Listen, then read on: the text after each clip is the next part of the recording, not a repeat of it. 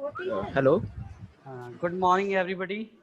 Good morning, So sir. here we are again for the third lecture of your subject, that is the software engineering. We already had two lectures earlier. So in the first lecture, it was basics of the software engineering. Some definitions were there of the software engineering. Some terms were there. Then we did software modeling there. We have done different software design models, SDLC models. In the second lecture, we did about the project planning, software project planning. So where we did cost estimation through size and effort estimation. So this was the main topic. Then we also did the scheduling, various charts there, activity network, work breakdown structure, then the PERT chart, Gantt chart. Then we did with the staffing. Staffing was there. So staffing we did there. So it was all there in the that concept. So today we are into the third lecture, that is the software engineering lecture 3. So that today what I will do in the first chapter, we have done the basics model, but nowadays there is the concept of agility. So I will cover in the beginning of this, I will cover the agility. What is the agile model? Just an introduction, a simple introduction to the agility model. Then we will proceed to the new chapter, that is the software requirement analysis and specification. Simply, sometimes it is also known as software requirement specification. We can also say as requirement analysis and specification. In this chapter, we will first of all see what is software requirement analysis, then how to gather the requirements, why analysis is necessary, then after what is there, what is in the specification, and what we prepare from the, what one important document is there that we prepare from the specification. So this chapter is very much important. Then we will start the new chapter, which is the introduction to the designing. So in that, there is the modularity approach to the designing. We will go through the modularity approach of designing. Then we will see there is a high level designing and the low level designing. What does both these terms mean? We will look onto this. Then we will do the important concept of the cohesion and coupling. Very important concept. There are various types of cohesion and coupling. So you have to listen to my lecture, and maybe some poll questions may be there on this basis. Then we will do the approaches of the designing. There are two basic approaches for designing the software. One is the function oriented approach and another is the object oriented approach. So we will do these both types of approaches today itself. So this is the whole, you can say, overview of what we are going to do today. So now I will start in between. Most of the time I will on the whiteboard, but in between I will also Excuse me, sir. screen where some Ex- slides are prepared for you. So what Excuse me, I sir. will do in the beginning, I will Hello. just give the introduction. Will tell you some my lectures on these two topics.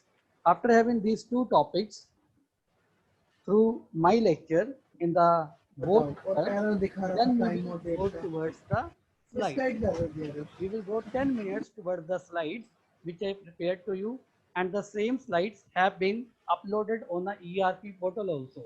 So here the slide what I will be sharing the presentation, it will be very short one because I will speak more.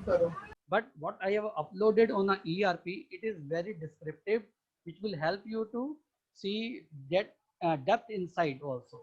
So you can just listen to them and understand me. So written material I have already provided to you in your ERP portal. So today I start with the first topic, that is Excuse the me, sir. agile model. Excuse me, sir. Hello. Excuse me, sir.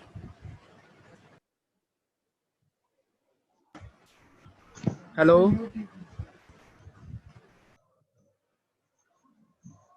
Hello. Can you hear me, sir? Yes, who's there? Sir, Mani. Hello. Yes, Mani, what's the problem? Sir sir एक मेरी request है जो आपने last lecture में जो content आपने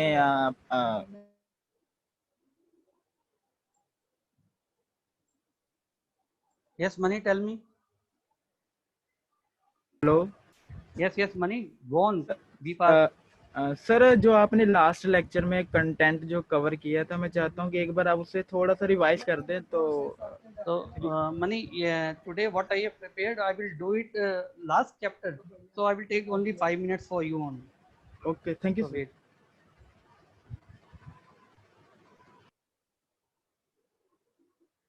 So in the last lecture, what we did, it was basically the software project management. And that what we did, first we did the estimation concept. We have to estimate the cost of the software, but we cannot directly estimate the cost of the software. For that, we have to estimate the, you can say, its efforts. What is the size of the cost software? Then what effort is needed to design the software, and then we go for a cost. So there was different techniques. There was a heuristic technique, there was the empirical technique, and there was analytical technique. In heuristic technique, it was simply, first of all, the simple size was taken. I will just go for, first of all, the size. It was on a LOC mode, that is line of codes. Then there was some disadvantages because every programmer has its own criteria of designing or writing the program. So same code can be written in one line, same code can be written in many lines. So we neglected this approach. Then we came to the function. So in the function approach, we see how many functions are there to be made in a software projects. But again, if we have the average, then one programmer can make two functions, one for summing and second for division to find the average. And one programmer can have a simple one function where it does both the things, sum and dividing and finding the average. Then we came to so this was the disadvantage. So we came to the feature point matrix. It was very good. We have to see how many features we need to develop the full project. Then we come to the empirical techniques. In empirical, it was a expert judgment. It is basically a judgment technique. So it has two approaches. What we did, one was the single expert model and second was the Delphi model. In Delphi single expert model, only one expert was there who estimated the effort and size. And then Delphi model, there was more than one. So experts were there who give the judge what will be the size of the software project. So in a heuristic technique, we had developed the COCOMO model. So we did COCOMO model. It divides the software into the three categories. So it was the organic, semi-detached, and embedded. So there was the formula to calculate what it does. It first of all calculated the effort and then it required the number of persons required. So it gives the overall project size or effort in the terms, and that is the person per month. Then if we know what is the cost of one function, one person for 1 month, so we can find the overall cost of the project. So it was also the basic model of the COCOMO, intermediate model, and the complete COCOMO model. Then this was the estimation. Then we did the scheduling also, means how to identify the different tasks of your project. Then you have to give the task to the particular person, assign the task, and you have to watch out throughout. So there are different charts and tools available to watch out your projects. One was the work breakdown structure, where we can only divide your project into the different tasks. Only that diagram is given. So, but it is not good, so much good because it does not show how much time is required. Then we move to the PERT chart. Then we move, there was an activity network first of all, where all the different tasks along with their duration was given, how much duration is needed. But sometimes we see that according to the programmer and expertise of his, a program can be written or the project can be done in three different times. One is the best time, then is the average time, and third is the worst time. So then we developed the PERT chart where all these times were shown, that this has to be done in such much, best time is this, average time is this, or middle time is this, or worst time is this. So this was, I gave you one topic, small topic, that what is the CPM. So that critical path method, that was supposed to be done by you only. So then we did the Gantt chart where we see the progress of particular task, and it also allows you to give the leverage leeway is there that this task has to be completed in this particular time, but we can give extra time, about 10 days, 5 days, whatever unit of time. Then we did the staffing. In staffing, we did the democratic team, then chief programmer team, and the mixed. So this was all about the previous lecture. So I have already given you the slides also and the notes uploaded in a ERP model. So you can go there. So now I start with the today's chapter, that is the agile modeling. So what happens in a traditional modeling? Whatever the models you have done in traditional model, the main thing is that we assume that the requirements are frozen. So whatever the requirements we take for the project from the customer, it is in the early stages. So we seal the requirements and then start developing the project. But actually nowadays competition is there, market is changing very dynamic, you can say. So one company launches one product, so you have to launch another product to compete. So in this situation, we have to look for some another, we have to go away from the traditional modeling technique and look for another technique which embrace the one concept, that is the change, that is the dynamic. So everything is changing very fastly, each and everything is very dynamic in nature. So your software should also be very dynamic. So once you have developed the basic requirements of the software, and you can be able, your model should be such that you should be able to add new features as and when there is a demand in the market. And one thing more was there in the traditional model, we take the requirement in the very beginning from the customers and we start developing the project, and we just deliver the project to the customer at the end. But nowadays customer are very, you can say, demanding. Their requirements change day by day. So those models, those traditional models does not support this kind of scenario where customer ask you to make changes in his software very frequently. But the requirement is this. The requirement of the day is this technology only. So therefore, we have to go for some new model.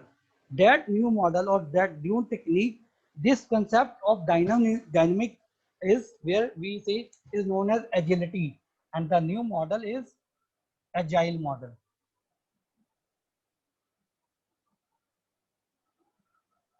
So the basic principle of the agile model is embrace the change. Means you, your software should be developed in such a manner that it can embrace the frequent changes, not only the change, but the frequent changes. You can very easily implement the new changes in your already developed software. Means it should be in incremental way also, what you can say. So incremental, in the beginning, you give the basic requirement, and along with time to time, you give the incremental changes as the market demands, as your customer demands. Second thing is feedback system. It can happen only if you have good feedback system. So in agility model, the feedback system is very good. Therefore, you see what the requirement, what the changes are to be done. So feedback from the customer, you keep on taking the feedback from the customer. And when you keep on taking the feedback from the customer, you come to know what is the demand, what the changes are required. So this. And next important thing which is different from the traditional model in agile model is the participation of the customer. In the previous traditional models, customer used to participate in the very beginning where they specify their requirements. After that, those requirements are sealed or frozen, and the expert, the software managers and the software expert start developing the project. And in the end, they deliver the project to the or software to the customer. But this is not the case in the agile model. Here, the customer participation is there, where in each and every stage of the development. So therefore, if the customer is participating in each and every stage of the development, they will tell you what is their requirement, what is there in the market, what they require. So they have a competition from the other products also. So these are the three basic points. There are many points that I will share in the slides, but these are the three basic. One is the embracing the change, second is the feedback system, and third is the participation of the customer in each and every stage. So these are the three basic points of the agility model. And some of the common agility model which are present in the market are XP and Scrum. XP and Scrum, SCRUM. So these are the common. So when after now I will going to start the new chapter, but after going to that chapter, that is the requirement specification and analysis and specification, I will share some slides. So next 15 minutes you have to hear me very, you can say sensitively and carefully, that what is new chapter I am talking about.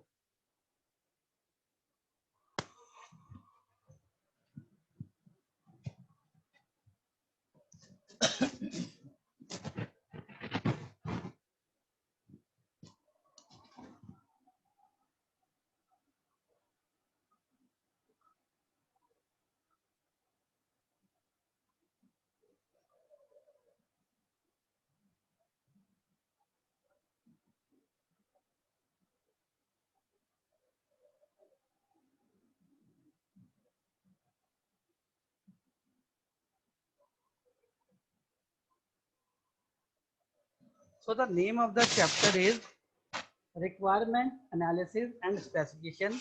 In some books you will find it is not simply the requirement, it is the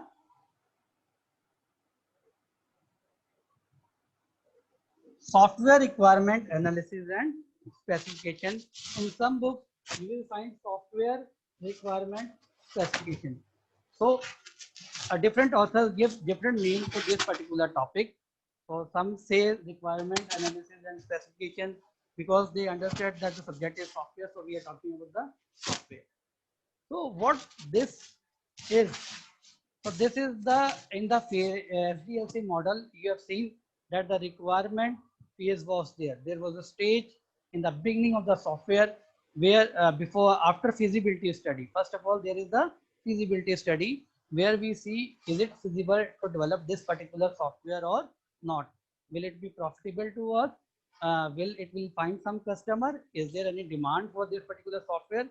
So if the answer for these questions are true, then we say the your software, the first stage of the software is passed. That is, the feasibility study has been done properly, and answers are yes. So we should start developing we should look for developing this particular software. So the next question is, if the feasibility study says yes, then what to do? The very important thing is this phase, this stage. So we very shortly did this stage in the first chapter. Now we will go in depth of this chapter, that is the requirement analysis.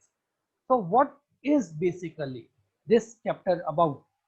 So in the beginning, you ask from the customer that what you require from us. Us here is the software developers. Those are the experts. So customer gives all its requirement, all its requirement. But one thing I want to tell you, uh, customer does not know what the basic software techniques are. It is the software expert that knows that what their basic software techniques are and what he wants to from the customer. That customer should in the beginning should tell us, so that it will be very easy for designing the software. If this portion is not done properly, the requirement phase is not done, not handled properly, then definitely the quality of the software will be poor. Poor in the terms, you will not go to the meet to the expectation of the customer. Though there is the fault of the customer does not specify all its needs in the beginning, but it is your responsibility also to get the customer, means you have to ask the customer will only says that my work is this, the final thing is this, I need this thing. But how he needs that particular thing, how many people will be using, where its software will be implemented. So you should know this information in the beginning from the customer, how much money he is ready to spend. So these all are the requirements. So you have to take these all the, you can say, information from the customer. That is known as the requirements. You are taking all the requirements from the customer. Now there are, means we have to, before analysis, we have to gather the software requirement. So before analysis, what we have to do? We have to do the process of gathering. So there are many things dependable. Suppose the customer says, I want this type of software. Now, if you have already worked upon that kind of software, then it is very easy for you. So you know what are the basic requirements in these types of software. Suppose you have developed MS Word already, and customer asks you for some new type of word processor systems. So you know, because you have already developed the MS Word. So you know what are the basic requirements of any word processing system. So in that case, your task is very much easy because you have already done, or you have already seen some software which has been developed from by other expert. Then also you have idea about that particular software because you have used that software. So as expert, you know what has to be done, and customer is demanding the same thing which is already available in a market with the different brand. Then some task is easy in the terms of requirement specification later, but in the competition mode, many things are to be developed, many new features are to be there, then only you can compete in the market. But in this phase, you know, but sometimes customer demand that type of product which is not present in a market, and you yourself have not developed it earlier. Then it is little bit more, you can say, effort is needed in this process of requirement specification. Then you have to take the requirement in different forms. You have to interview the customer. You have to be front, make the customer in front of you. You may have to develop some questionnaire where customer will give answer. From his or her answer, you may come to know that what is his or her actual requirement. So then the task is little bit more typical. But if same software product is available in a market, or you have developed that particular software product, then this task is little bit easy. So if anybody has done already something and the same thing is required again, obviously it is easy. But a new thing, there is a new challenge. So you have to go. So you have to have the interviews from the customer. You have to have the questionnaire from the customer, and you gather all the requirements in the different manner. So once you have gathered all the requirements, then what is the next step? Next step is analysis of those requirements.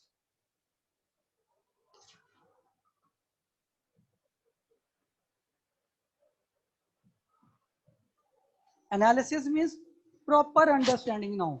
What customer want to say, what is his or her desire, what is his or her needs. Now you have gathered all this.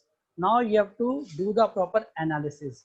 Analysis means you have to understand properly what the customer wants. You have to analyze.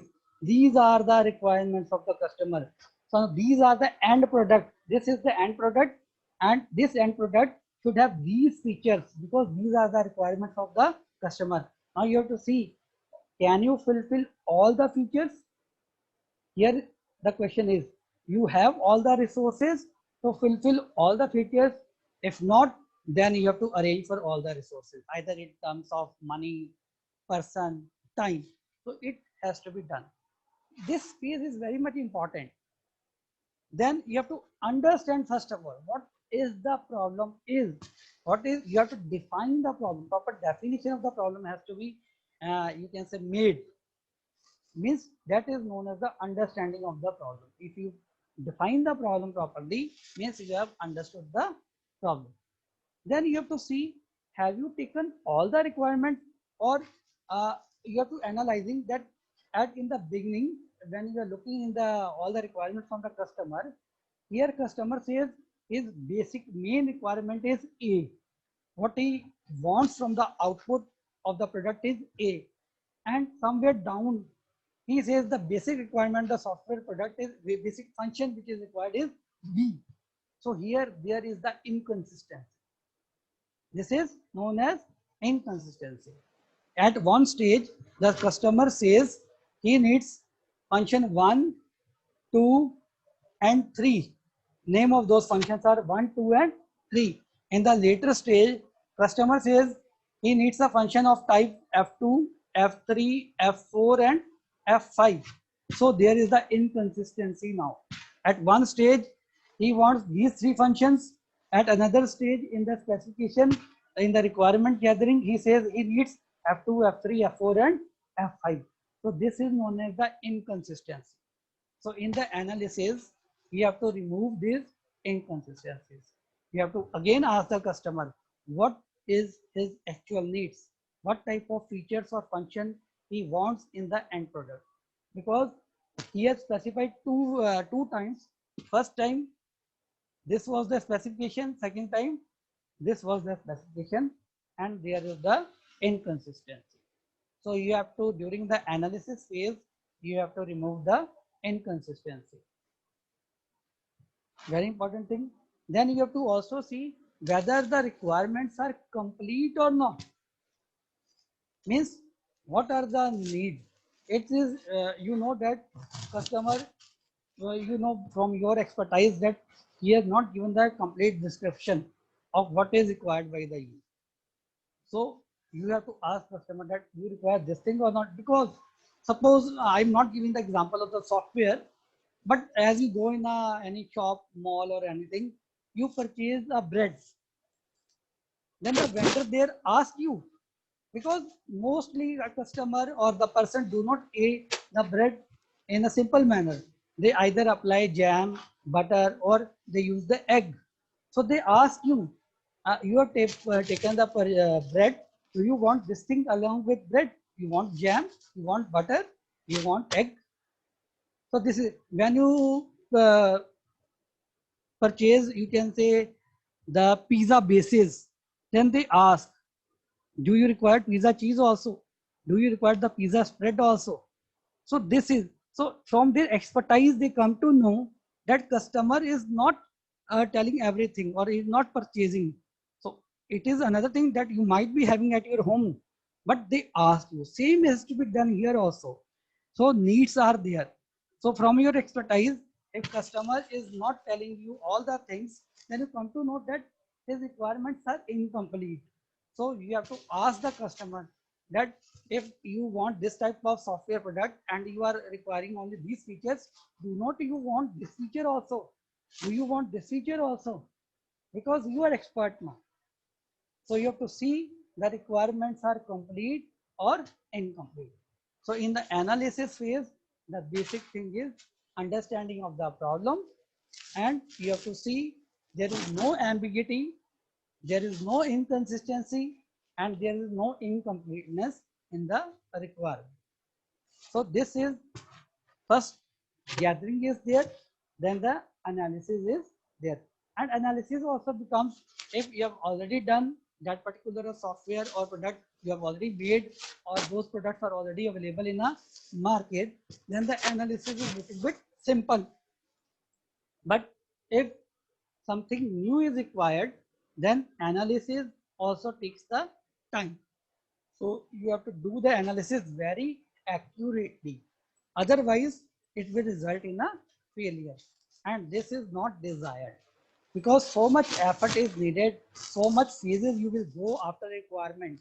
You have to go for the designing, coding, testing, maintenance.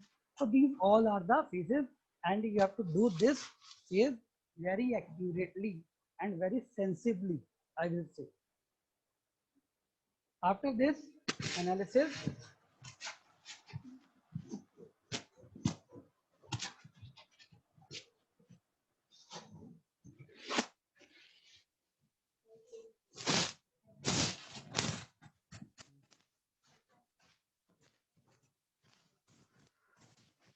यार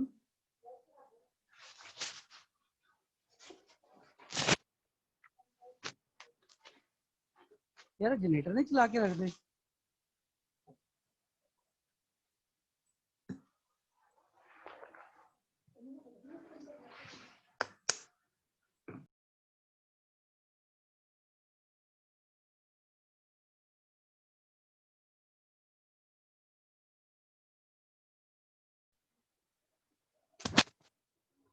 There was a little bit power failure, so just wait for a while.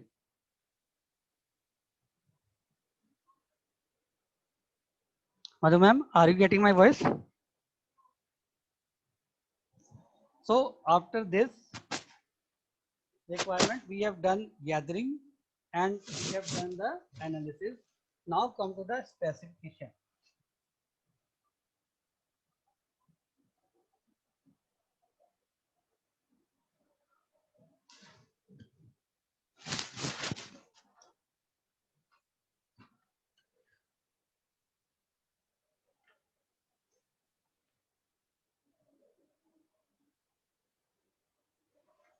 So what is the main function of the specification? The main function of the specification is whatever you have done during the gathering and the analysis.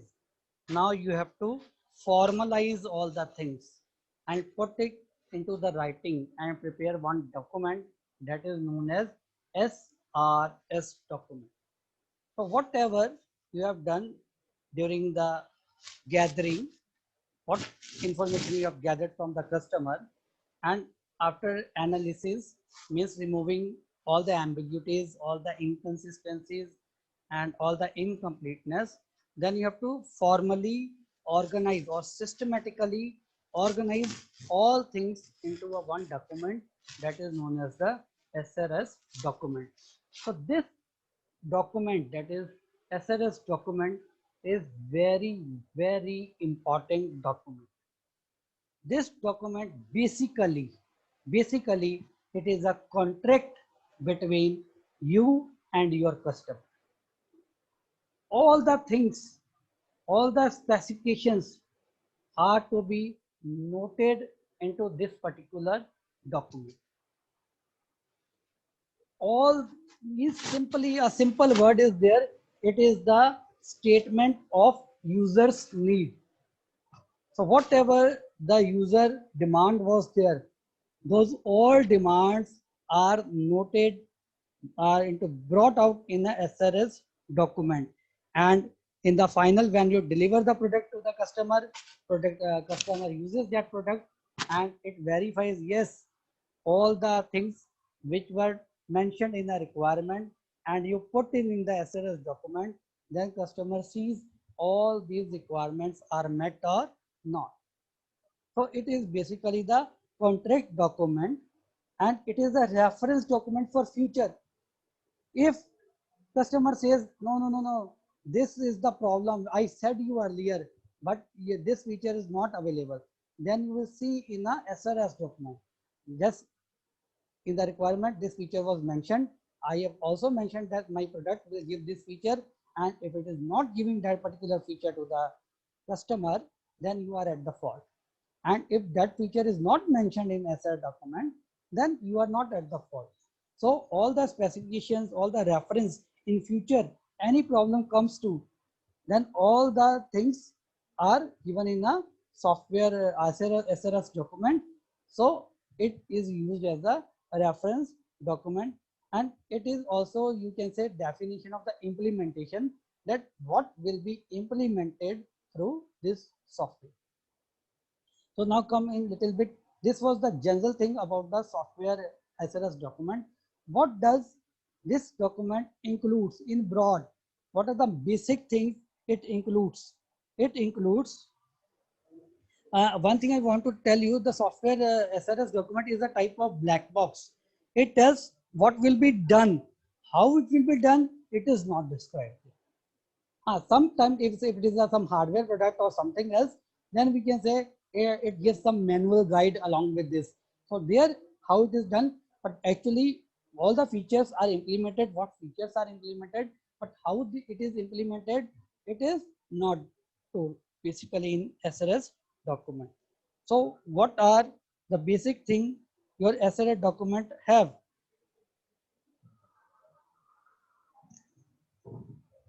Very important topic, this SRS document. Very important topic it is. So it has three basic things which is mentioned in SRS.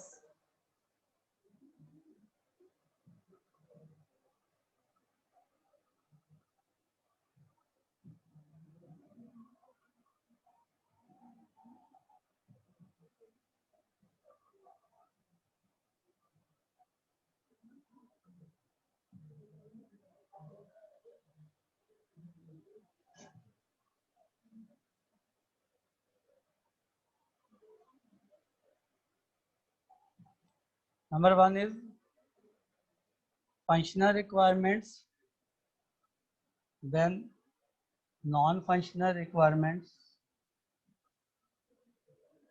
and then the goals of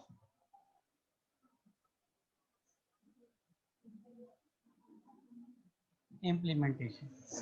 So these are the basic things which are there in your SRS document. One is the functional requirement, second is the non-functional requirement, and third is the goals of implementation. So what are the functional requirements? What we see your software product or your software system as, it is a product which does functions. Whatever the requirement, whatever the features are there, you have to implement that feature, and implementation requires some functions.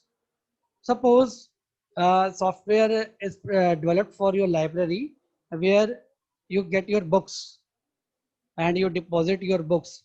So there have in that particular software some, you can say, many functions are there. So all the functional requirements are there. Means what is the functional requirement of any library? That it should first create the member. It should give you the membership. So there is a membership function is required. Then you can deposit the book. You can withdraw the books, and fine has to be calculated. So these are all. So what to implement all these functions, there are some requirements which has to be taken care. So that comes under the functional requirement. Means all the features what you said, are those features are being implemented or not, and if they are implemented, then definitely they are implemented to some function, and all the requirements related to that comes under the functional requirements. Then there are some other requirements which does not directly come into the features. Functional requirements are also, you can say, high level requirements. Another name given for the functional requirements are the high level requirements. Along with the functional requirement, there are some non-functional requirements. Means features are done, yes, it is done with the help of the functional requirements. Now other are the some characteristics of the system. So functional requirements are the characteristics which deals with the feature implementation. Now the non-functional requirements, there are some characteristics of your system like maintainability, portability, usability. So these types of features or the characteristics, they come under the non-functional requirement. Is your system or the software is maintainable? Is your software is portable? Means from one system to the another, from one environment to the another.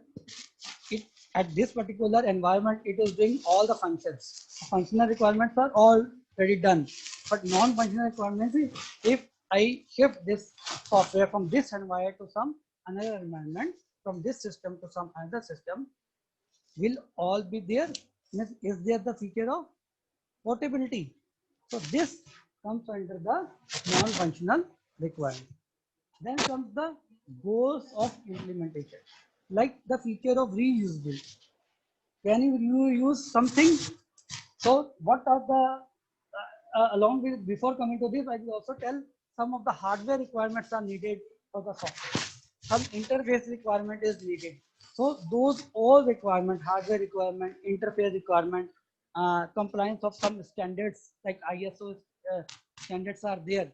So these all come under the non-functional, and all the feature implementation comes under the functional requirement. And in goals of implementation, we see some more things like whether the reliability feature is your software is reliable or not. So those type of feature, those type of characteristics comes under the goals of implementation. Now we have done what? We have done gatherings, we have done analysis, we have done specification. Then in specification, we prepare one document which is known as SRS document. What are the components of the SRS document? These are the components of the SRS document.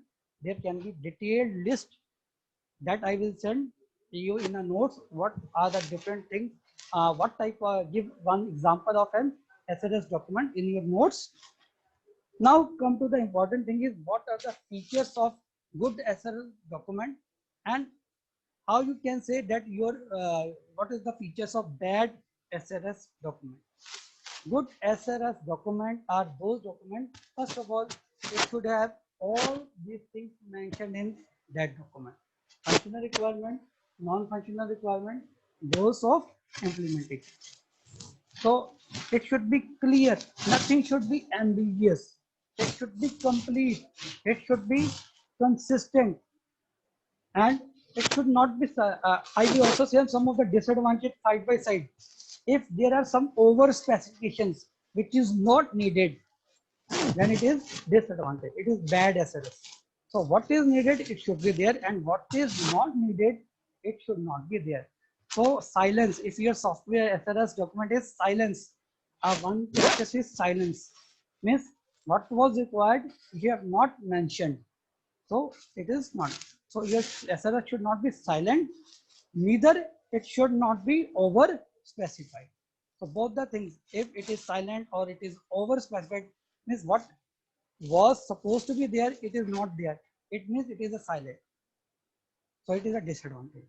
What should not be there, but it is there in your document, then it is the over specified. Then there is no references again and again. Means you read come to your software, you are reading the document, you are reading about something in the document, and it says rest of the thing is given in page number 50. When you move to page number 50, you start reading that continue. After writing 3-4 lines, then you say this is further described in page number 100. So this is not required. No further references should be there. So if this feature is the bad quality of the software SRS document. So you have to see that I will give you the list of features. What are the good features and what are the bad features of SRS. So you have to go along with these features of the software. So it should be very well structured also. If your SRS document is unstructured, something is here, something is another there, then it is also a bad one. And if it is very good structured, so it should be the good feature. And it should be, there should be no contradictions. Means what is written in page number 1 of any feature, same should be written in page number 10 also. So there should not be any inconsistency, there should not be any contradictions, there should not be any ambiguity. So these are the features or the characteristics from where you can see whether your SRS document is good or bad.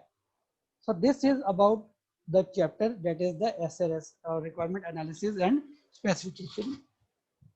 Now I will share some screen, and after sharing this screen, we will have a polling. We will have a polling on these two topics. One is was the agility and another was your requirement. Then we will start the new chapter that is the design. So I will just share the screen.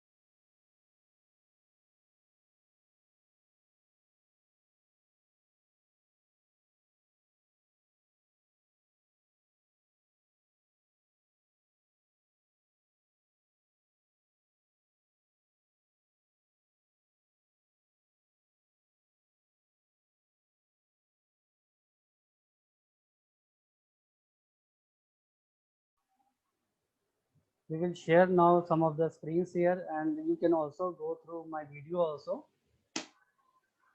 So I just took 1 minute to set the camera because earlier I was in a standing mode. So what we have done up till now, so just see.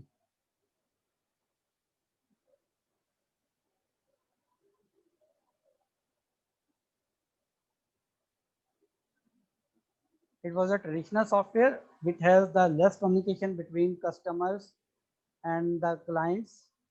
So only in the beginning we had the requirement during the requirement phase, and all the requirements were sealed or frozen before analysis and design processes started. So and we have no communication with the customer in between. So therefore it took a more time sometimes. So we moved to the agility model, which I have already told you. So these are the basic principles of the agility model. That the simplicity, it embraces the change. Very important thing is it embraces the change, and it provides you the features in an increment manner. Therefore, it is an incremental change, and feedback between the is very fast. There only you can implement or inculcate the dynamic feature in this, and you always model with a purpose, and the software is the primary goal. So the philosophy behind the agile model was more interactions between the customer and the experts, and a proper documentation was there, and collaboration of customer over the contract negotiation was there. Some of the common agility models, this slide only include what I have not told you, that XP, Scrum, FDD, that is the feature driven development. These are the examples of agile models, dynamic system development methods. So this was basically what I have already told you during my lecture on the board. That is what is agile model. Now come to the new chapter which we have already done. So I will just I'm just only sharing the screens so that you should be known to what I have given you and what I have spoken in the board. The final output of this phase is SRS document. SRS document is reviewed by the customer. So it becomes the basis of all the future development activities. So it serves as the contract. So who gathers your requirements and who does the analysis? Those persons are known as system analysts. So analysts gather the requirements through observation. If the system, that particular type of system is already available, or you have already developed that particular system, then the observation is the best method for gathering, studying the existing procedures, discussion with the customer and the end users, and analysis of what needs to be done, etc. These are the activities which are carried out. But if the system is not known to you, then you have to take the interview. You have to do the task analysis. You have to, if the build artificial scenario and do the scenario analysis. If that type of system is not present, then you have to do the form. If you have asked customer to fill some form to gather the requirement, then you have to do the form analysis also. So very important slide. Just I will have 20 seconds on this slide. You read this slide, very important. Very important slide this is. What is the main purpose of requirements analysis? It means you have to clearly understand the user requirements and detect inconsistencies, ambiguities, and incompleteness, and remove them before going to the next step, that is the design. Very important slide this is. Incompleteness and inconsistency, I have already discussed that if something is missing, it is incomplete. Inconsistent means at one stage you are saying something else, at another stage you are saying something else, you are putting some another requirements. So that is the inconsistency. So what are the what is done in requirement? One is, we have already discussed what is the basic problem, why is it important to solve this particular problem, what are the possible solutions to the problem, and what are the different complexities which might arise while solving the problem with the different methods. And where the complexity is less, you go for that particular method. Main aim of requirement specification. Now gathering is done, analysis is done. Now the specification means preparing of the SRS document.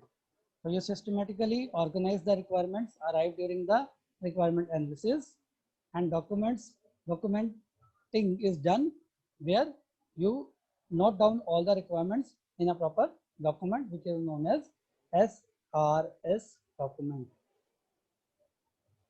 The SRS document, why it is useful? It is useful in various contexts, like it pens down all the statement of the user needs. It serves as a contract document. So it is a reference document. I already told you, in future some problem comes between the customer and the developer, then it acts as a reference document. And it also includes the definition of implementation. That is the goals of implementation.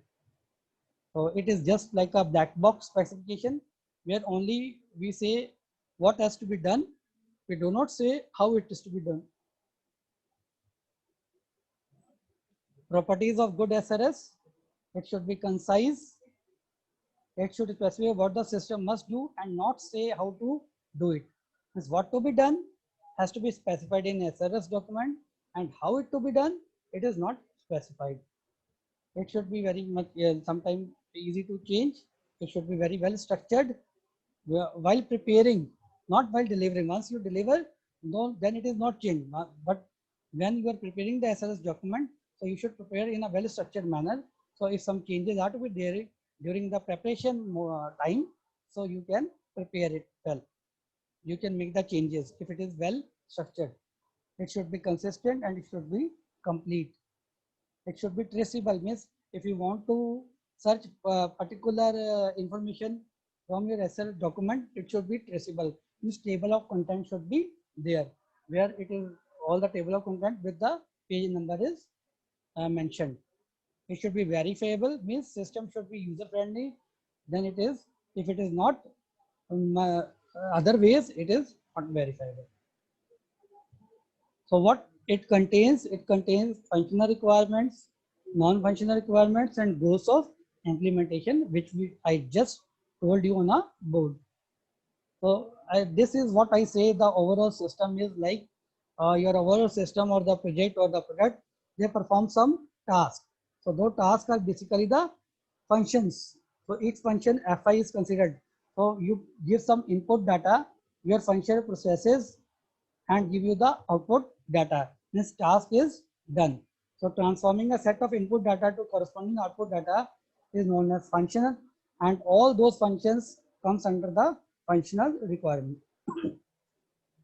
So I said already, functional requirement describes the set of high level requirements, not the low level requirement, but the high level requirements, that what it should take from the user and what it should present to the user. So it should take from the user as the input and present to the user as the output. And it should also be able to identify all the functions according to the what are the different tasks which are supposed to be done by that particular software. Non-functional requirement deal with those characteristics of the system which cannot be expressed as the functions, like maintainability, portability, usability, or reusability. It also deals with reliability issues. These are also done with the goals of implementation. What are types of different hardware is required, how the interface is required between the system and the human, how the interface is required with the environment. So what security features are there? These all come under the non-functional requirements. So just go through again all the standards to be met. What are the different data representation techniques? What type of operating system is used? What type of hardware is to be used? In goals of implementation, goals describe things that are desirable of the system but would not be checked for compliance, like reusability and all the functions which may be required to be developed in the future. These are the some characteristics of the bad SRS document. So unstructured noise, which means something is not required but it is present. Silence is which is required but not there. Over specification means over you have written more which is not required. Contradiction means inconsistency is there. Ambiguity means not clear. Forward references, which I have already told you, right? This has to be done in page number 50. You go to page number 50. There he said it, we will see in page number 100, and so wishful thinking. So these are the bad SRS document. These are the characteristics. So this is what we have done up till now in this lecture. So we will start designing. So before going to designing, I will just give you 1 minute to go through what we have done today, and I will launch a poll.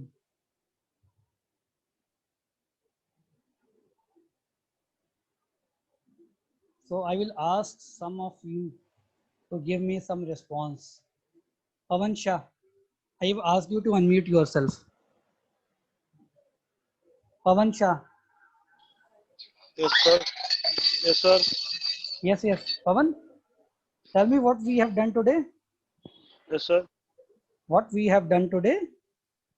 Yes, sir. Requirement analysis and specification. Before that, Agile model. very good. And what we have done Agile model. in requirement chapter, what we have done in requirement analysis chapter. Sir, gathering, analysis, specification. Okay. And basically it is requirement of a system or requirement of a software. What this chapter is, software So requirement, requirement of and software. system requirement specification. So software requirement. Okay. You can unmute yourself. Then there Okay, is sir. Anish Podal. Anish Podal.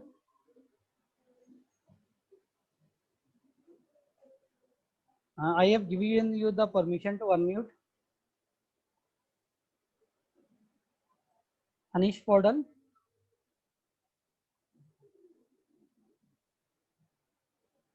Come to class, Anish Podal. You are absent.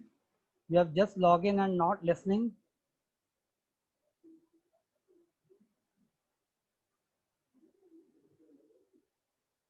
Parmeet Kaur.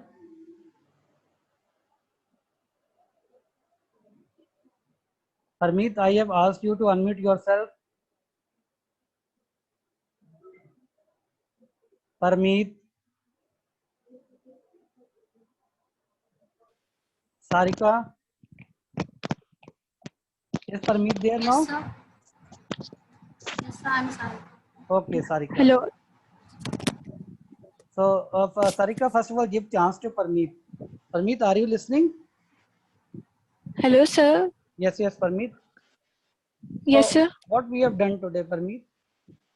Yes, sir. First of all, agile model, and next is requirement analysis and the specification, and the next is SRS in between document. but I was just to start the agile model, and one of your student interrupted in between. Who was that? Sir, it's from the beginning. As I was just to start the agile model, one of your Sir, it's money. what he said then? Sir उसने ये बोला था कि जो पिछली class में आपने revise कराया वो एक बार रिपीट करने के लिए. Okay. There is Yash Jilani. Unmute yourself, Yash. Parmeet, you mute yourself. Yash, you unmute yourself. Okay, sir.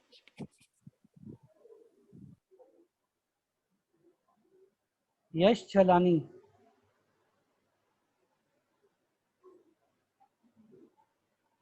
Another Yash also there, Udaival. Yash Udaival.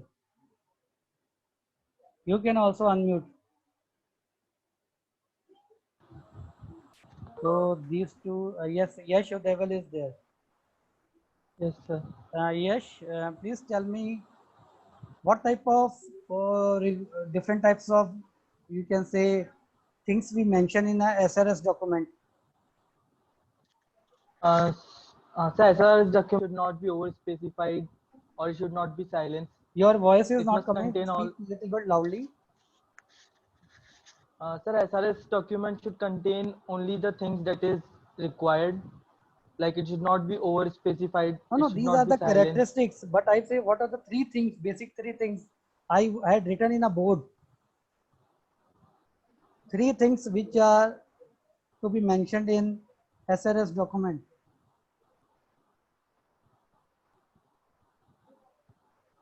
Sarika, can you say?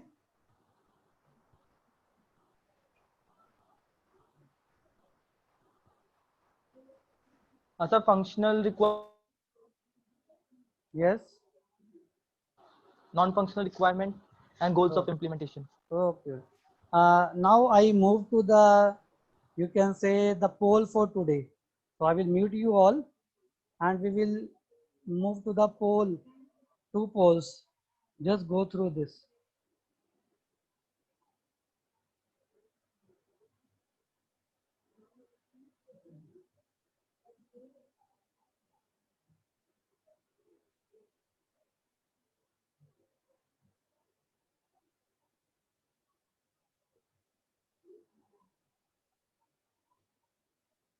So first poll is in front of you. There is only one question.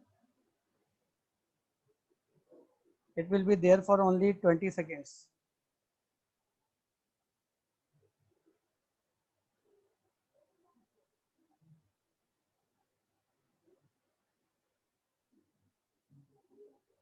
So see the result. There are some students, 8% of students means 2 students. And why all students are not going for a poll? Only 25 students have gone for a poll out of 51. So all the attendees, those who are not going for a poll, so their evaluation has to be considered from me.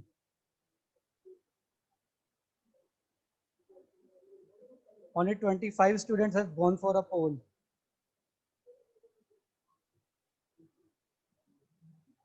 Now here is the second poll.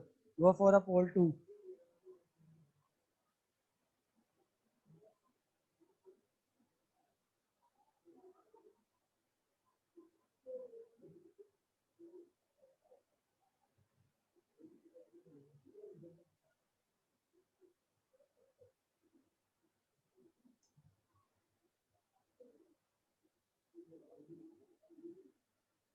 So just go through the poll.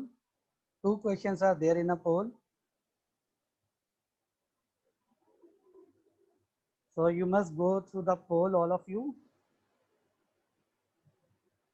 27 students are going through the poll. Now it's 29, 30.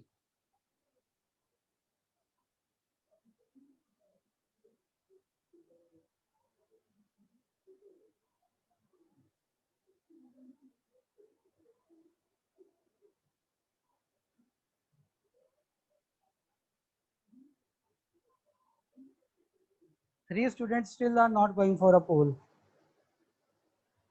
47 students has gone for the poll.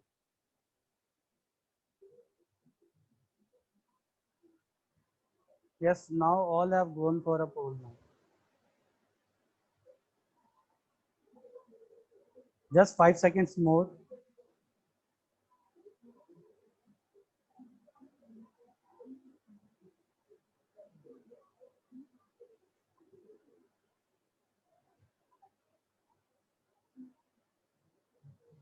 So just see what is the result of your poll. So in the first question, 84% have given the right. And in the second, 76%.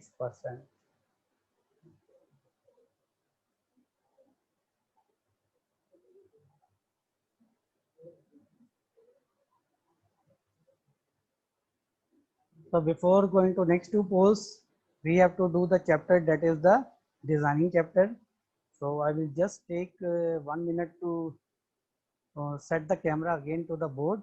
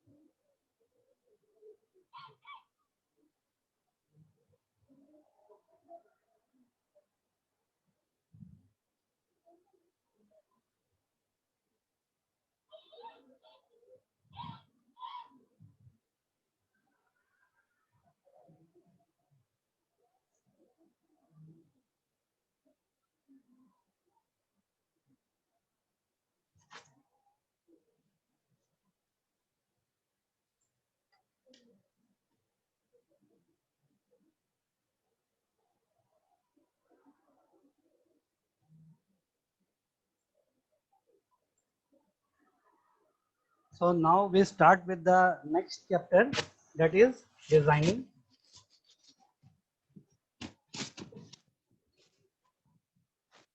You can say designing, or you can say a software designing.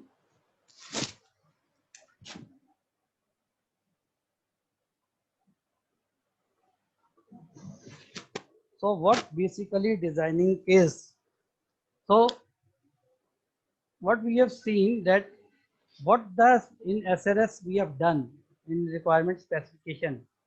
Now you have to convert it into the implementable manner. So you have to implement all the things. So you have to, what is there? Now you have to design the blueprint of all the requirements.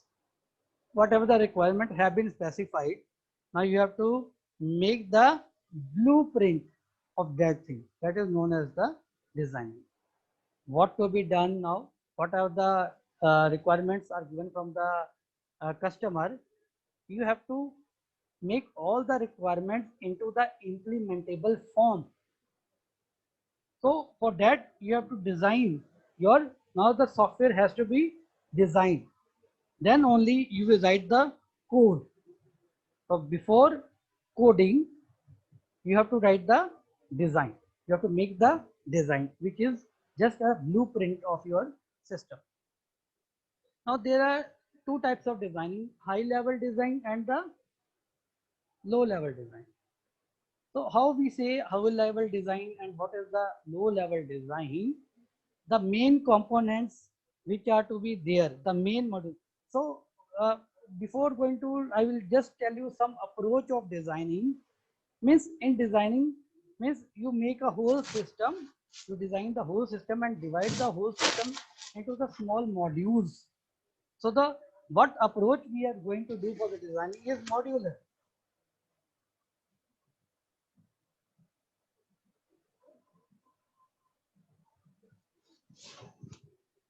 Modularity approach. The whole system has to be divided into the small modules. So suppose, just I will make a diagram.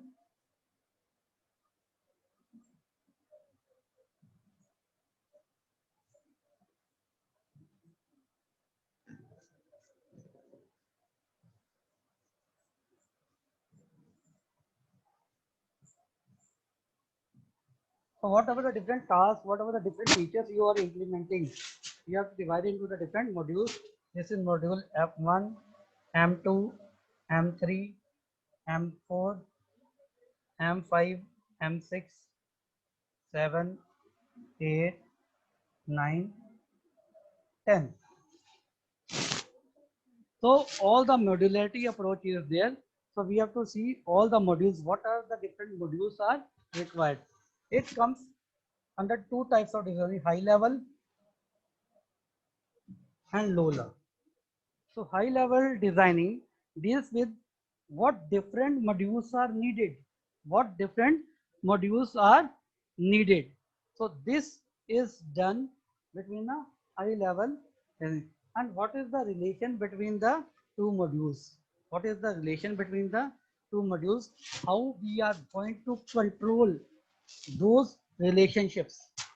This is done in a high level designing and in a modularity approach. Second is detailed designing or the low level design, or it is also known as detailed designing. Low level designing is also known as detailed designing. Here we deal with what different types of data structures which are required. High level means what are the different functions, how many modules are required, what is the relation between one module and another module. But in a low level or detailed designing, what type of data structure is required in this particular module, what type of algorithm is required, what to be done, it is decided in a high level design. You have to save some data, yes, but what data structure you require, it is decided in a low level design. What algorithm, what are the different steps to perform that particular task which you have decided in a high level design. Now how, what type of algorithm, it is decided in a low level design. So the designing is divided into two parts. One is high level designing, where we take into account what are the basic functions, what are the different modules are there. Each module carries the different functions, and what is the relationship between the module, how you control the relationship between the modules. But in particular module, what type of data structure is required, what type of algorithm is required. So this is done in a low level designing, which is also known as module design. So these are basically the thing which we are going to be do. And one thing more what we have to see here is, just see, so this type of designing is also a layered design. It is also known as layered design. There is a layer 1 module, some modules are in layer 1, some modules are layer 2, and other modules are in a layer 3. So you can have a different layers. So every module has some feature. See, M1, M3. Now M3 is being invoked by M1, and M1 is invoking 3. M1 is invoking M2, M3, and M4. Now suppose M3 is invoking M7 and M8. This can also be there. M2 is also invoking M7. M3 is also invoking M7, and M4 is also invoking M7. So there are two terms. One is known as fan in, and another is known as fan out in the layered structure. So what is fan out of M1? It is 3. It is connected to 3 modules now. M1 is invoking M2, M3, and M4. So this is the fan out of M1.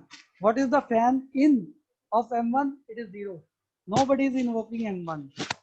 Now talking about the M7. What is the fan in of M7? How many modules are invoking M7? Are giving input to M7. Now M2 is also invoking M7, M3 is also invoking M7, and M4 is also invoking M7. So fan in of M7 is 3. So if the fan in is high, then we say reusability. There is the concept of reusability, means module M7 is being used by M2 also, M3 also, and M4 also. So there are two terms basically, fan in and fan out. How many modules a particular module is invoking? It is fan out. How many modules come into a particular, calls the particular module? That is fan in. If fan in is more, means that fan in for M7 is more, means the M7 is being reused again and again by M2, by M3, and by M4. So these are the two common terms. Next important thing what we have to see is cohesion and coupling. Two important terms in this modularity approach. One is cohesion and another is coupling. Cohesion. What is cohesion? Functional strength of a particular module. The functional strength of a particular module is known as the cohesion. I repeat again, cohesion is a measure of functional strength of a module.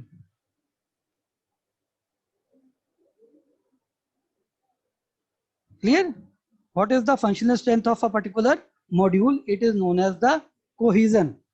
And what is coupling? It is a degree of interaction. It is a measure or the degree of interdependence of one module with the another module, that is known as the coupling. I again repeat, functional strength of a particular module is known as cohesion, and dependency of one module on the another module, dependency of one module on the interdependency of one module on the another module is known as the coupling. So what your software should be, what good designing is. Good designing is where cohesiveness should be high, cohesiveness should be high, and coupling should be low. Means one module should be not very much dependent upon another.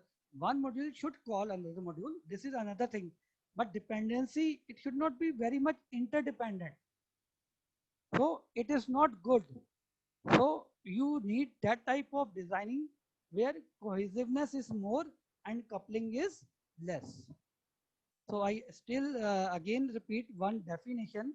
Functional strength of a module is known as the cohesiveness, and coupling is the measure of degree of interdependence or interaction between the two modules and all the complexities related to them. That is known as the coupling.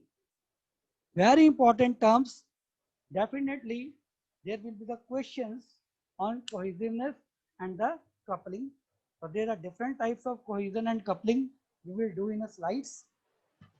So up till now in design, there is the modularity approach, there is the high level design, there is the low level design. Here we take all the functions, here we take upon the other things, detailed design, what type of data structure is required, what type of algorithm is there, but what to be done, it is taken account in the HLD, that is the high level design. Then there is the layered designing where the modularity approach is there. There is the modularity approach. So we have to see in modularity approach. We have to see in modularity. What is this modularity approach? Then coupling and cohesion. What is cohesion and what is coupling? So we have to look into this thing. What is cohesion and what is coupling? Next, after this, what we will be doing is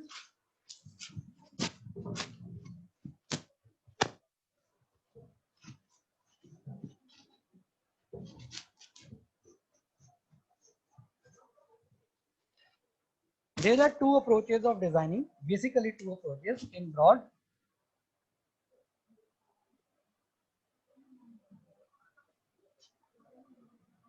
One is function oriented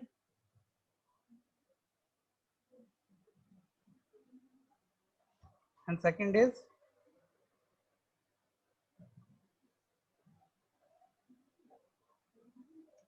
so what are the different types of cohesion and coupling we will do in a slide. You will, because you can see the definitions there properly. So what are the two approaches? One is function oriented approach and another is object oriented approach. This you have already done in programming in OOPS and all C++, where there was a procedure oriented programming and the object oriented programming. Similarly here, two approaches in function oriented designing, we give stress on what are the different functions which are to be carried out by your project. So the whole designing taken into account, where center point of designing is the functions. We see what are different functions which are to be performed. The whole importance is given to the functions. What are the different functions which are required that your software should perform? So that is the function oriented designing. But in another hand, there is the object oriented designing, which deals or the main stress is given on what are the different types of objects. The whole orientation of designing is around the object. Now object have data as well, functions, but approach is different. I will give you some examples also. In function oriented approach, same library software, we have to give into the account what types of function you need for your project, like assign a membership, create a member, then create a record of a member, deposit the book, withdraw the book. So you have to make such functions. But so whole design is around the what type of function are needed. But on the other hand, in this approach, we view the system as system is containing different types of objects. Here we view the System is containing different types of functions, and we have to design. You have to design according to the function. The pivot point is functions, but in the object oriented, the pivot point is object. Here we take into account what type of objects which will be required in making the software project. Like library itself becomes the object. Different types of users are there. We see what rights are given to the simple member, what rights are given to the librarian himself. So here all the, you can say, functionalities are set according to the object. Means librarian is there, administrator is one object, simple user is another object. So we look upon the objects. We say that system is a collection of objects. I will just tell you one example from the real life. Suppose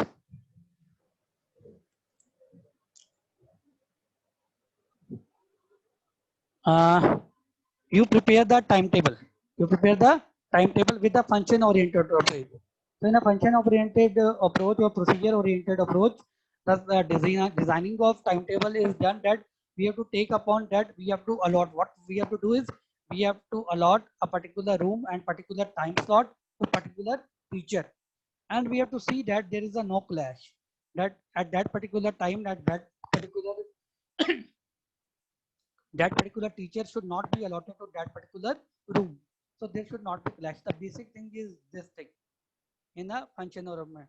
So we develop the timetable, and this is the main procedure or the main function to design the software timetable. But if we design the timetable for particular school or college which have different demands. So in the first case, we were designing the timetable for the Punjab government schools. So in all the Punjab government schools, same is the timetable procedure is there. But if there is some school, it says it will have 2 recess and it will have 0 period also. So you have to implement that 0 period in the beginning, then you have to give the 2 recess. So here the same timetable is prepared in the same manner. Main function is that you have to see that no clash is there. You have to assign a teacher at a particular class at a particular time. But here the objective is different. Objective is that special school is there where you have to design some customized software where they need a 0 period, they need the 2 recess. So whole thing is done same, but the orientation is given to that particular school. Similarly, when you purchase a jeans from any branded jeans, so all the jeans are prepared at the that branded company in the same manner. But when you go and get your any trouser or jeans stitch from the tailor, then it becomes the object oriented, because now tailor will take all the measures, do all the things that the company people were doing, but now you are the object. Now he is preparing stitching the jeans or trouser for you, so you are the pivot point. He will do all the functions, but the pivot point is you become the object. So this is the difference between a function oriented approach and the object oriented approach. So in the coming slides we will see these features also. So I will just share the slides now.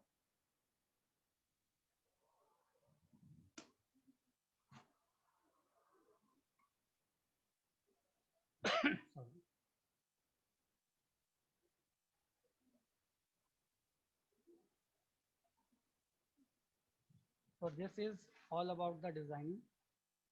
So I will just take a few seconds to set the camera.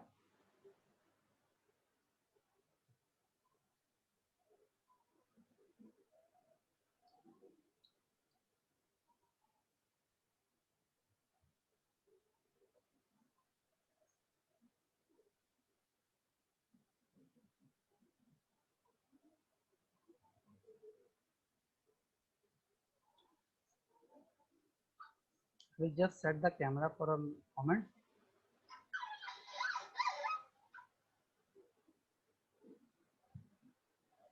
So it's okay now. Now we'll share the screen.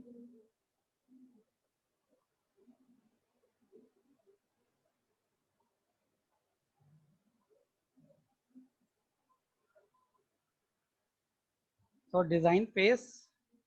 So there is a SRS document that you have already prepared. Now you have to convert this SRS document into the design document, and you have to inculcate all the designing activities. So design phase transform the SRS document to form into that particular form which is easily implementable. Means whatever the tasks which are to be required, they has to be implemented. It has to be bring into the form of implementation in some programming language, and for that we have to do the coding. But before coding, we have to make a design. We have to design a blueprint of your system. So high level designing also needed, low level designing is also needed. So items designed during the design phase are the module structure, which I have already drawn and shown you different modules, and it is type of layered designing. The control relationship among the modules are also be looked upon in the designing phase also, that what is the relation between different modules. What is the relation between module 1 and module 2, or the modules of different levels. We have to also look upon the interface, how we have to carry exchange the information between the different modules, that is known as the interfacing. The data items are exchanged among different modules. Then in the low level designing, what different data structures and what different algorithms are required in an individual module. So these all is the activities of the designing. The first 2-3 activities are basically for the high level designing, and these two are the for the low level designing. So what data is required, what functions are required.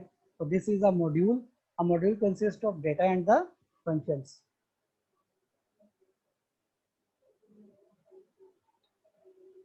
So design activities are usually classified into 2 stages. One is the preliminary design or the high level, where we identify the different tasks, and according to those tasks, we design the different modules.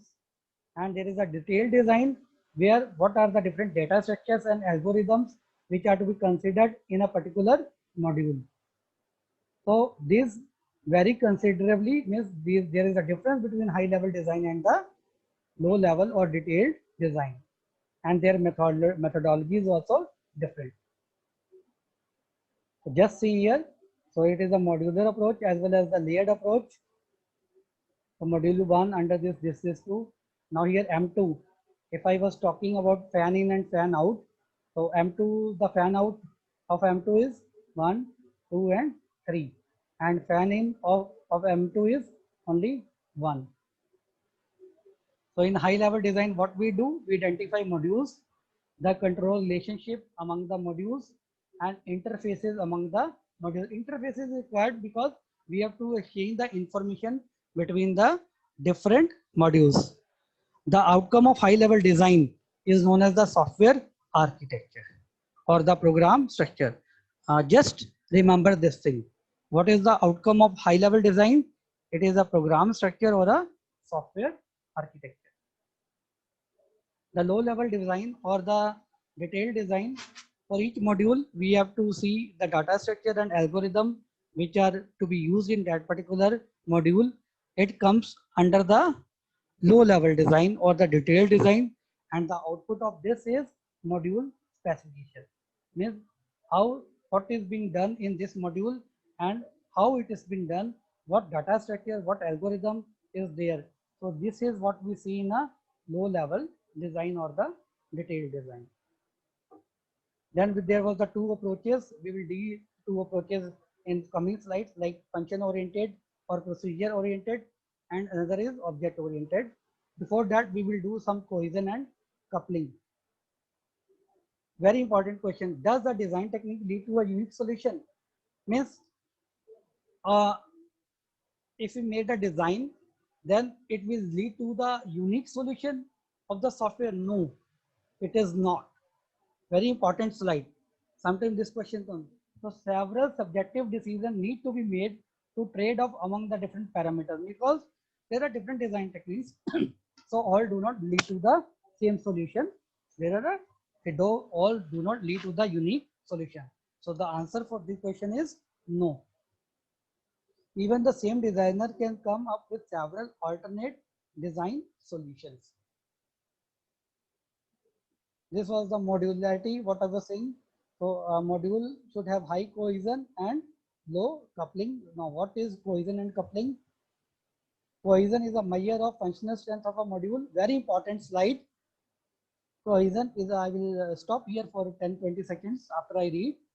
It is a measure of functional strength of a module. Coupling between two modules is a measure of degree of interdependence or interaction between the two modules. So it is coupling, not the cohesion. A module should have high cohesion and low coupling, means functionally independent. If a module is having high cohesion and low coupling, means it is functionally independent. It is not depending upon another module. So functionally independent module has minimum interaction with other modules. These are types of cohesiveness, just say functional, sequential, communicational, procedural, temporal, logical, and coincidental. And degree, here the cohesional strength increases. If it is a coincidental cohesiveness, it is less, its strength is, it is less cohesive. So this is the degree of cohesion. So coincidental causes, so which relate to each other very loosely, means all the tasks which are performed by this particular module. So those tasks which are present in this particular module, so those tasks are loosely correlated. It was just in this particular module, all functions come into this particular module. It is pure coincidence, but they do not depend upon it. It is very, you can say, pure coincidence without any thought or design. It was randomly, and these are very loosely related to each other. Logical cohesion, all elements or all the, you can say, functions of module perform similar operations. Example, error handling, data input, data output, a set of print functions to generate an output report. So it is a set of print functions, not a single function. It is a set of print functions which generate a report. So all tasks are logically related. They are all performing the similar task. So in this was the task was the generating the output report. Temporal, all tasks in that particular module be executed in same time span, means they are related with a particular time span. The example is all the functions or tasks responsible for initialization, like startup, shutdown of some processes. So they are to be done in a particular time span. Procedural cohesion, the set of functions of that module or task, all part of a procedure algorithm, means all the elements of that particular module, if they are a part of particular algorithm, an algorithm, you say we run algorithm in a procedural manner, step by step. So there is a certain sequences involved. For that type of elements which involved in particular sequence in a particular algorithm, they are come under the procedural cohesion, like decoding a message. Communicational cohesion means all functions or tasks of the module reference or update the same data structure. If they refer to the same data structure, like same array or same stack. Sequential cohesion, elements of module form different parts of a sequence. Output from one element of the sequence is input to the next. Just see example, sort, search, and display. So let me see, some of you are raising the hand.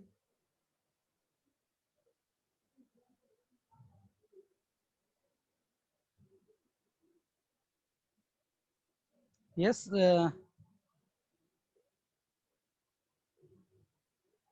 What is this name? IC Indian Forum. I'm really going to absentee today. You. Who is this? What this name is? I will not entertain you. IC. And if I come to know, you will be very much punished now. You were asked that your ID should be according to the format given to you. Yes, Mani, you can say.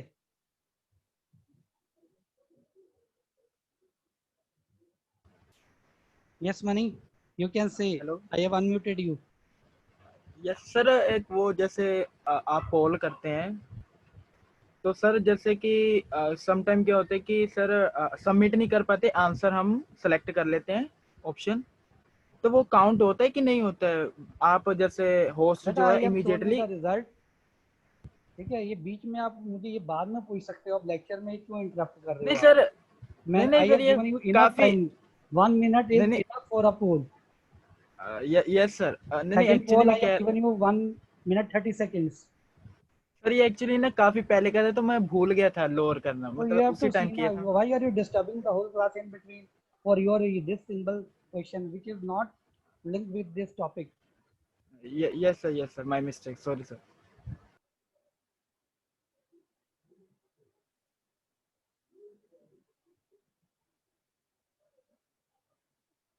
So sequential cohesion is there, which we have done. Then the functional cohesion. For different elements of a module cooperate to achieve a single function. All the tasks, the main task is a single task is there, and all the things in a module are moving towards the completion of that particular task itself. So managing an employee's payroll. So in a payroll, we have to find out the salary of the employee. So we have to see there is the leave module also of the employee, how many leaves he has taken or he has taken. So they all will comply. Then only we will see there is a salary account also. So what is the pay scale of that particular, and we generate the payroll of the employee. Now come to the coupling. Very important slide again. What is coupling? The degree of coupling between the two modules.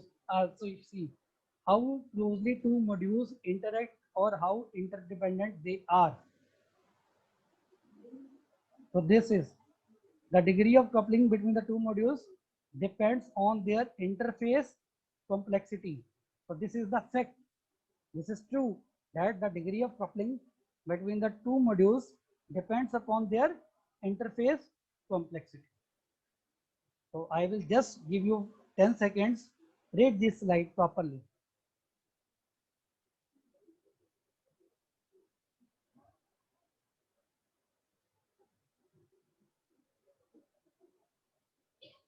Then classes of coupling or types of coupling. So see the strength of coupling degree, how it reduces or how it increases. So this is arrow you see. Data, stem, control, common and content. So coupling increases in this manner. So this, what is data coupling? Two modules are data coupled if they communicate via parameter and elementary data item. So how the data coupling is when the two modules interact with each other through some elementary data item. I'm saying elementary data item. What elementary data item is? Like in function parameters, when you pass or call a function, you pass the parameters, either the integer, float, character. So parameter passing is an example of data coupling. So here, if we are passing the elementary data, we are not passing some record, we are passing the elementary data item. So that type of coupling is known as data coupling. Stem coupling, two modules are stem coupled if they communicate via composite data item, not the elementary data item, but the composite data. In C++, you pass a record, you pass a whole object from one class to another during the function calling. You are passing the object, means you are passing the record of the object. So that type of coupling is known as stem coupling. You are passing the structure, you are passing the object. I am not saying the simple data item. When you are passing the simple data item, it is data coupling. But when you are passing the abstract different type of data item like objects and the structure, then it is known as stem coupling. Control coupling is Data from one module is used to direct or used to control the order of execution of another. So if we are using the flags, the value of flag in one is to be used to control the working of implementation or execution of another module. So that is type of control coupling. Means data from one module is controlling the execution of another module. That type of coupling is known as control coupling, and the best example is flag. Common coupling means two modules are common coupled if they share some same global item. Means there is a global variables. If more than one modules are sharing those particular global variables, then it is known as the common coupling. Content coupling. It exists between the two modules if they share some code. Like if we jump, branching is done, jumping is done. So branching from one module into the another module, and you again come back to the same module. That type of coupling is known as content coupling. Very important line. The degree of coupling increases from data coupling to the content coupling. This we have already done. What are the characteristics of module hierarchy of their design? Some features are depth. What is number of levels of the control, which is known as depth. Width is overall span, means how many children are there. Fan out is the measure of number of modules directly controlled by the given module. Fan in, it indicates how many modules directly invoke a given module. If there is high fan in, it represents code is being reused, and it is encouraged. It is a good feature of a designing of having a high fan in. It will increase the reusability of a particular module. So just see the module structure. So just see fan in, fan out. So M1 fan out is 2, 1, and this. Fan in for M1 is 0. And for all layers, we have given the fan in and fan out. So M6 and fan is 2. So design approaches to fundamental design approaches are function oriented design and object oriented design that I already told you on a board. Actually, these two approaches are radically different, but they complement each other. They do not compete with each other. Both are the good approaches. We have to see the system where your orientation of designing should be through the functions, or orientation through the designing should be through the object. So either you get your trouser stitch from a tailor, so same way he will stitch, but the orientation will be the object, that is you. But if it is made by some company, the branded you are taking, so it is done with the help of not object but the function. So there can be a software where their different levels are there, and in one level or one stage you have a object oriented approach, and in another stage you have a function oriented approach. So in a function oriented approach, a system is looked upon as something that performs a set of functions. I have given you the example of the library. We'll have to see what are the different functions which are to be carried out. Like we have to create the membership, there should be a membership function. We have to withdraw the books, we have to deposit the books, and one there is a find function. So these are the different modules which are to be carried. These are the different tasks or the functions which are to be carried out. So there we design the whole software in a function oriented approach. Same example, create library function consists of following sub functions. So some function may contain sub functions like assign membership number, create number record, print bill. In object oriented, the system is viewed as a collection of objects or entities. This we have already done in database also, in object oriented databases also, and object oriented programming also, where the pivot point is object. System state is decentralized among the objects. So in that case, functions were the power point. Here the objects are the pivot point, not the power point, pivot point. In a library automation software, each library member, the same example, each library member is a separate object. Like your librarian is a separate object, the users are separate object. Now the user can be a teacher or a student. So all have different types of function with their own data. Teacher having different data and different functions are related with the teacher. Same, because a teacher can be issued a book for a whole semester, but the student, they are issued book for 1 month. So different functions are there for the teachers. So for principal is one, you can say object, librarian is another object, teacher is another object. So whole designing is done taking into account the different types of objects which are present in this particular system. So each object have own internal data. So group of similar objects, they constitute the class, and one class can inherit the feature of another class if it is a derived class.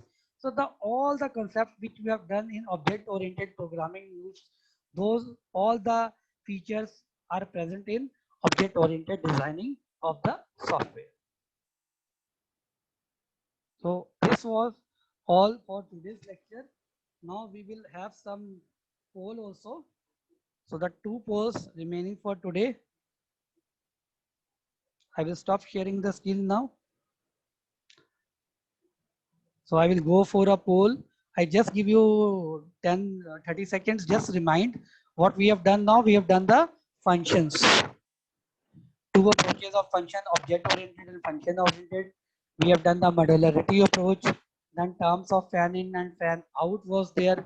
Then cohesion and coupling was there. Types of cohesion and types of coupling.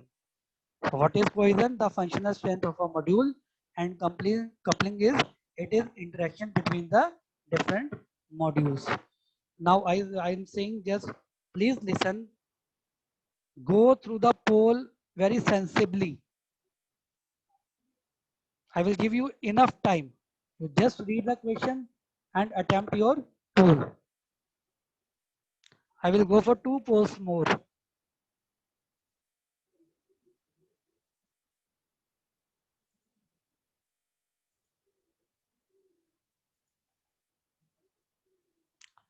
So go for a poll number 3 for today. There are 2 questions.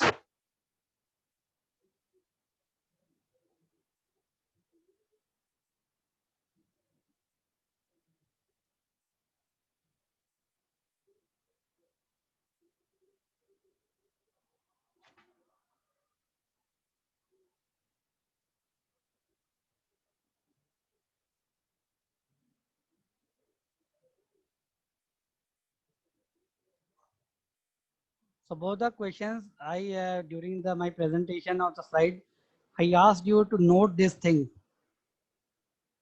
Just recall what I told you.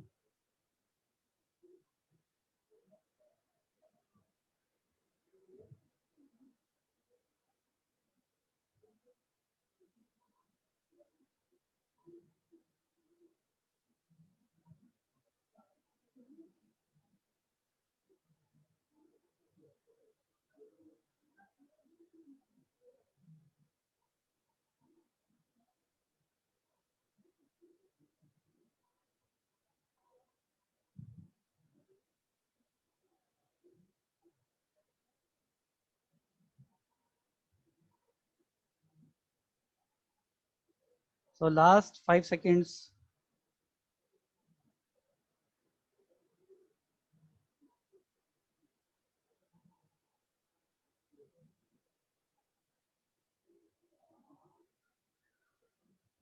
So first question is not very well attempted by you. The answer was no. There was a slide, special slide. Does a design technique lead to unique solution? No. It can have a different solutions also. The second answer is no. Also, so see your results now for the poll. Now I will go for a third poll. Sorry, fourth poll of the day.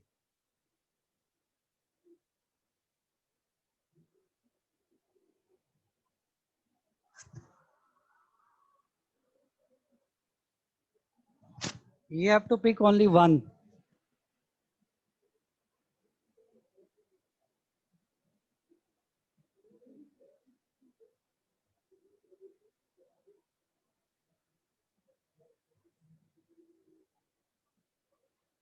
There is only one question. You will be given less time for this.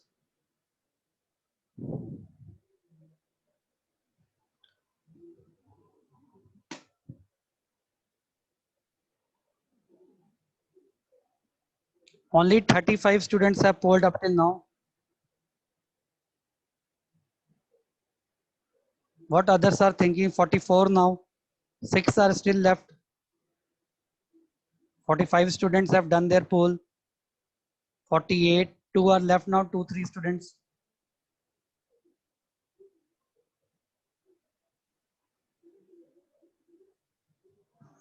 So see the result. The answer was both.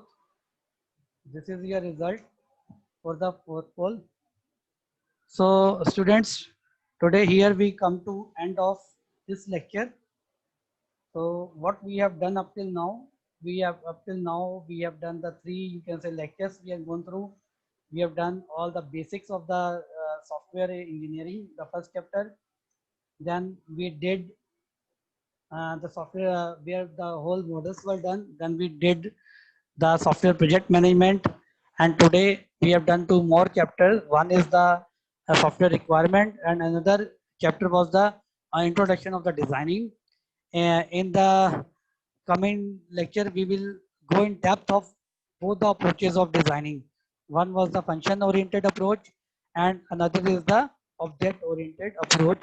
So in the coming lectures, we will go in depth of these 2 types of designing approach. So thank you for today. Have a good day now.